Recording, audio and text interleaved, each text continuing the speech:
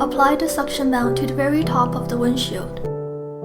The stand faces downwards. Move the telescopic rod to reach the lower edge of the adapter B. Keep the position. Pull the end of the telescopic rod to reach the front of the steering wheel. Tighten the adjustment knob a little, just enough to maintain the position. Fully stretch the telescopic rod. Lift the telescopic rod to reach the upper edge of the adapter B and hold. Tighten the adjustment knob.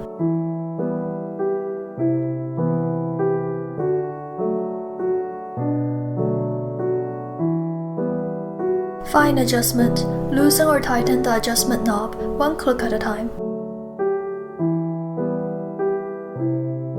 Hold the adapter S to fully retract the telescopic rod back to standby. Congratulations, you're done! How and what? How to move the occluder. Hold the adapter S.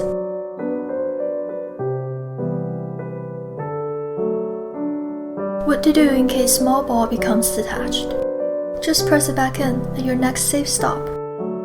What to do in case big ball becomes detached. Just press it back in at your next safe stop. How to block the sun. Move to dispose the occluder at proper position.